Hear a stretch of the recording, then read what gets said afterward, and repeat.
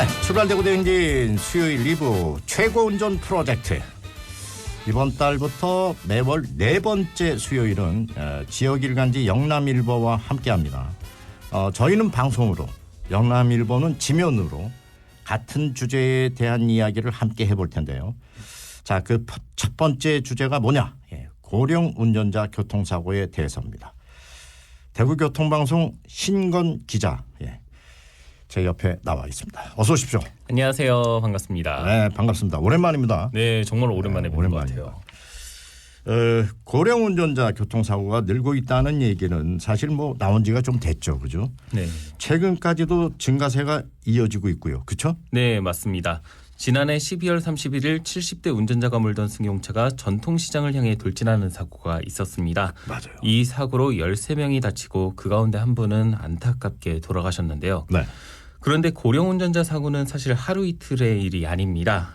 혹시 지난해 7월에 무슨 일이 있었는지 기억하시나요? 아, 그럼요. 기억하죠. 저 서울시청역 역주행 사고 있지 않습니까? 네, 맞습니다. 지난해 7월 1일 서울시청역 인근 도로에서 60대 남성이 운전하던 차량이 4차로 도로를 역주행하던 중 인도로 돌진하는 사고가 있었습니다. 아유, 당시 피해도 상당히 컸던 걸로 우리가 기억을 하고 있죠. 네, 차량이 12명의 보행자와 2대의 차량을 치면서 9명이 목숨을 잃었고요. 이 차량 운전자를 포함해서 7명이 중경상을 입었습니다. 참 이거 다시 들어도 이제 안타까운 사고였는데 앞서 고령 운전자 사고가 하루 이틀 일이 아니라고 했는데 또 다른 사고는 어떤 게 있었나요? 네, 시청역 사고 이틀 뒤죠. 지난해 7월 3일 서울 국립중앙의료원 응급실 앞 주차장에서 70대 운전자가 몰던 택시가 구급차와 충돌한 뒤 주차된 차와 행인을 치었습니다. 다행히 사고 희생자는 없었지만 고령 운전자 사고가 발생한 지 이틀 만에 또 사고가 발생하면서 고령 운전에 대한 사회적 논의가 대두됐습니다. 아, 그렇죠. 나이가 들면서 판단이나 어떤 신체 반응이 느려질 수는 있지만 그래도 조심해서 운전을 할 수도 있을 텐데요. 그죠?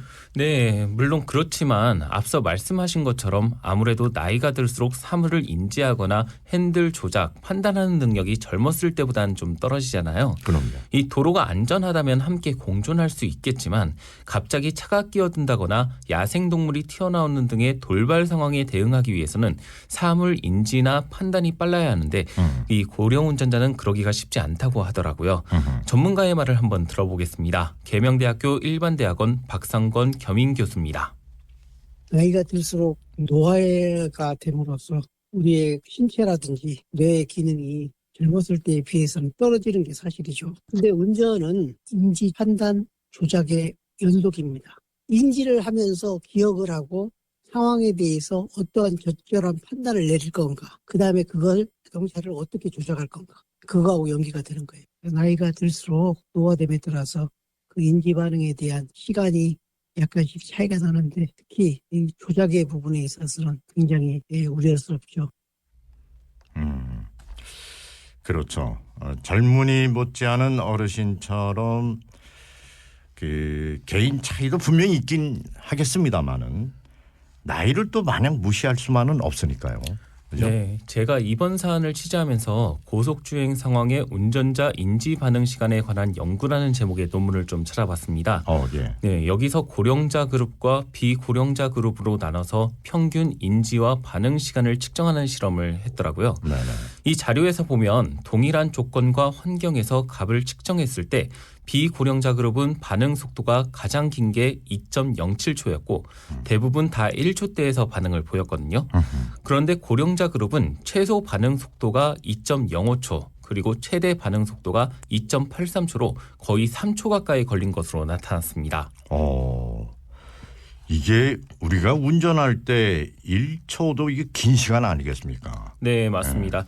평소에는 1초라는 게 짧아 보이지만 이 고속도로에서 시속 100km로 주행한다고 가정했을 때 1초면 28m를 운행할 수 있는 거리거든요. 네. 이 사고가 나기엔 충분한 시간이고 여기에 비나 눈이 내리거나 혹은 야간 운전 같은 경우에는 아무래도 시간이 좀 더 길어질 겁니다.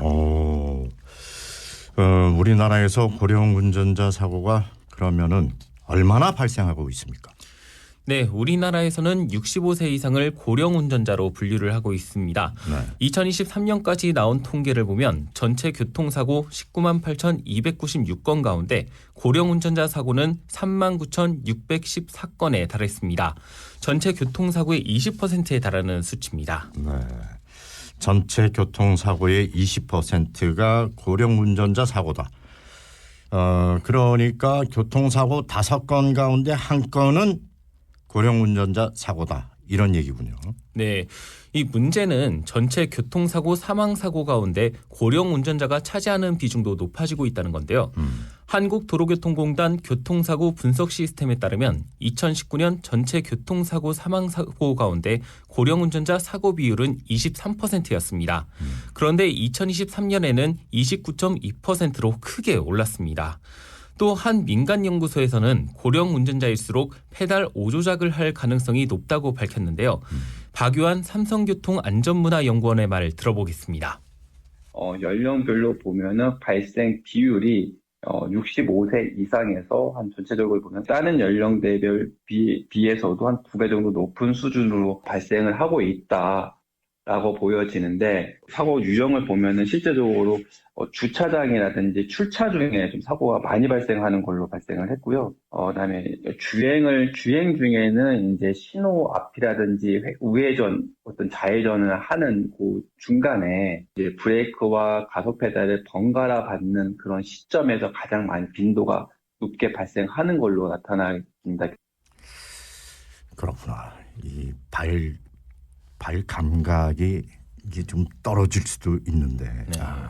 어쨌든 그 고령 운전자가 낸 사고가 많다는 얘기 아니겠습니까? 맞습니다. 자, 그럼 우리 지역은 어떻습니까? 네, 대구와 경북도 예외는 아닙니다. 대구에서는 전체 교통사고 가운데 65세 이상 운전자가 낸 교통사고가 2,227건으로 전체 연령대 중 2번째로 많았습니다. 그리고 경북은 65세 이상 운전자가 낸 교통사고가 모든 연령대 중에서 가장 많았습니다. 이 지난해인 2024년 고령 운전자로 인한 교통사고 건수와 사망자 수, 부상자 수 모두 전년 대비 늘어난 것도 확인할 수 있었습니다. 이게 뭐 얘기를 들으면 들을수록 상황이 이제 심각해 보이는데 교통사고를 막을 수 있는 대책은 없을까요? 이 고령 운전자 사고를 막기 위해 내놓은 대책이 바로 면허 자진 반납 제도거든요. 이 많이들 들어보셨을 텐데 운전면허증을 반납하는 대신 인센티브를 제공하는 제도입니다. 2018년 부산을 시작으로 2020년 전국으로 확산이 됐는데 네. 면허 반납률은 아직까지 한 자릿수라고 합니다. 이것과 관련해서 전문가의 말을 한번 들어보겠습니다. 대림대학교 자동차학과 김필수 교수입니다.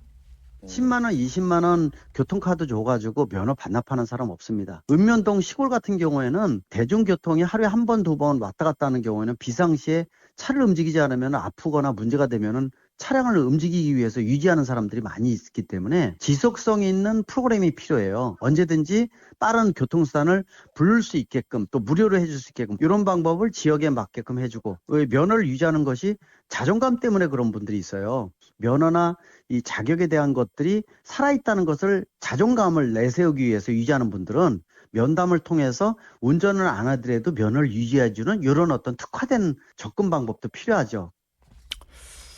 듣고 보니까 그러네요. 예. 자, 이외에 다른 정책들은 또 어떤 게 있습니까? 네, 도로교통법을 개정해서 검사 주기를 5년에서 3년으로 줄이고 시력과 청력 같은 정기 적성 검사를 통과하면 면허증을 갱신할 수 있도록 고령 운전자 면허 갱신 조건을 강화했습니다. 그리고 75세 이상 운전자의 경우 치매 검사를 받아야 하는데 이게 오늘 날짜 말하기나 지금 있는 장소 말하기 같은 인지능력 검사 정도의 수준이고 또 지역마다 차이가 있다고 합니다. 최근 발생한 사고들은 이러한 제도가 시행되고 있는 가운데 또 발생한 사고이기 때문에 이 정도로는 부족하다는 지적이 있는데요. 네. 다만 정부가 고위험 운전자에 대한 조건부 면허 도입 용역을 최근 끝낸 것으로 알려진 만큼 올해 상반기에 종합적인 대책이 나올 걸로 기대하고 있습니다. 안전한 도로를 위해 운전자 스스로의 노력과 함께 관련 정책도 제대로 마련이 되면 참 좋겠습니다. 아유, 야, 그 이야기하다 보니까 벌써 마칠 시간인데 신건 기자, 오늘 내용 잘 들었습니다. 네, 감사합니다. 네, 고맙습니다.